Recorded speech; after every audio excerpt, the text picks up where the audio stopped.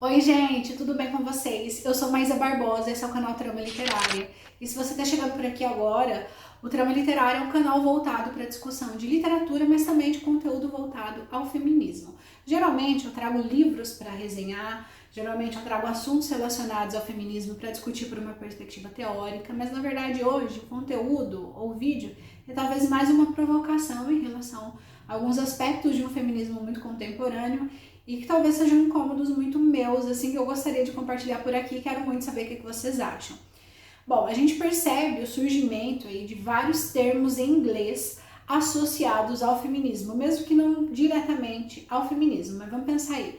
Interrupting, mansplaining, orbiting, slut shaming, gaslighting, então são todos termos que têm a ver aí com o feminismo e que o uso desses termos me incomoda muito, no sentido de que por que é tão difícil construir um feminismo à brasileira, ou por que é tão difícil construir um feminismo ao sul, como já diria Marlise Matos, no sentido de que a nossa realidade das mulheres brasileiras, das mulheres do terceiro mundo, das mulheres de países subdesenvolvidos, é muito diferente da realidade das mulheres europeias, das mulheres estadunidenses. A gente não tem a mesma realidade em hipótese alguma.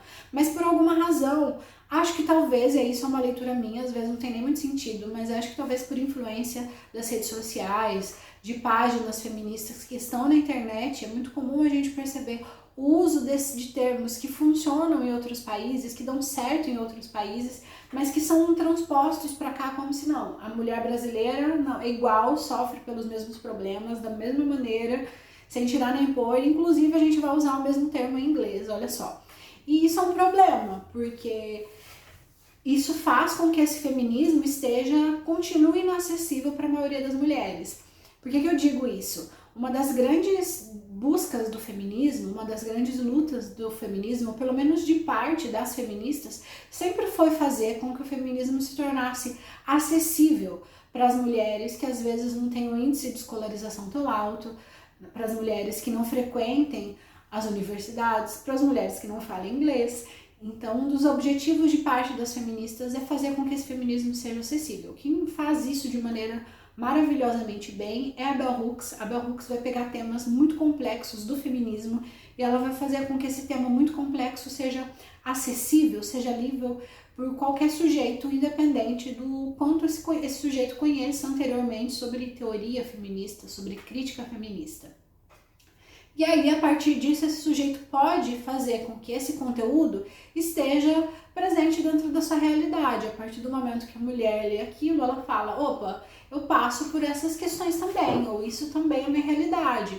Ou a partir do momento que o homem lê aquele conteúdo, ele vai entender que talvez ele também manifeste aquele comportamento. Então, a gente fala de um feminismo que busque ser acessível. Mas, contemporaneamente, e isso é muito contraditório, porque, por um lado, as redes sociais ajudam a fazer com que o feminismo se torne acessível, mas quando esse feminismo faz questão de usar termos em inglês para explicar coisas, para explicar a realidade das mulheres, eu faço justamente o caminho contrário, porque de repente uma mulher que não fala inglês e que não sabe o que significa gaslighting, ela nunca vai saber que ela sofre gaslighting, porque ela não consegue fazer a transferência entre o termo e entre a sua realidade, e isso é um grande problema. E falar sobre essas experiências é falar de um aspecto muito sutil da desigualdade de gênero.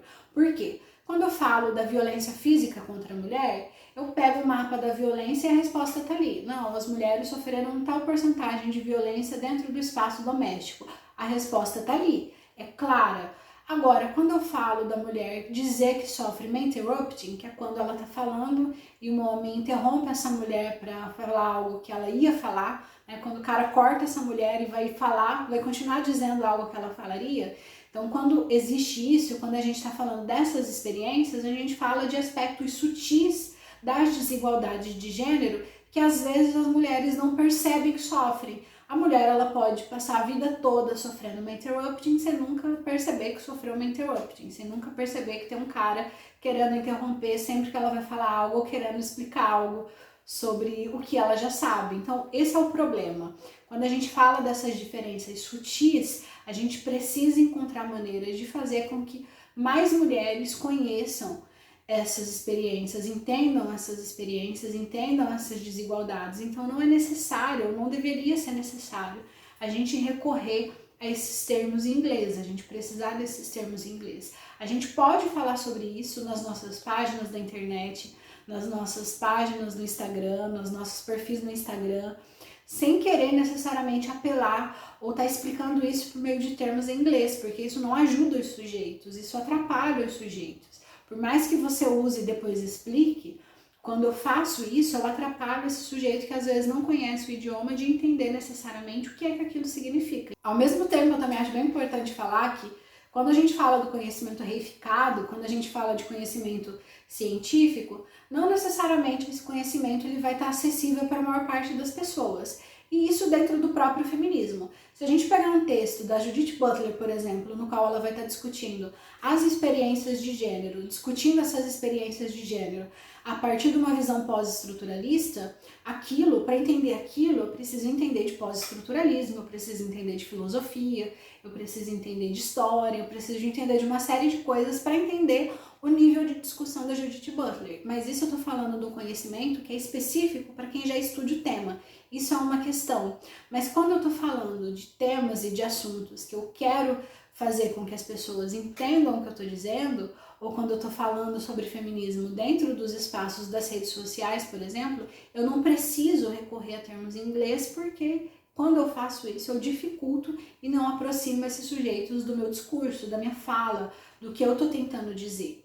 Então, fazer com que os sujeitos conheçam o feminismo e se sintam representados pelo feminismo é fazer, na verdade, é tentar buscar fazer com que esses sujeitos se aproximem e não se distanciem. Então, quando eu tenho lá uma página dizendo 10 termos em inglês presentes no feminismo, eu não estou ajudando essas mulheres a se encontrarem dentro do feminismo, eu estou atrapalhando, porque às vezes essa é uma experiência que essa mulher vivencia, mas que ela nunca vai se dar conta porque ela não conhece a tradução daquela palavra. Pensar nisso, pensar nessas formas de opressão por meio da linguagem, por que eu preciso recorrer à língua de um país imperialista para poder traduzir as experiências das mulheres aqui do Brasil, de um país subdesenvolvido, de um país que sofre diferentes tipos de violência, diferentes das mulheres presentes nesses países imperialistas. Por que eu preciso recorrer a esse idioma para explicar os nossos sentimentos, as nossas vivências e as nossas formas de construção da nossa subjetividade? Quando eu recorro a isso,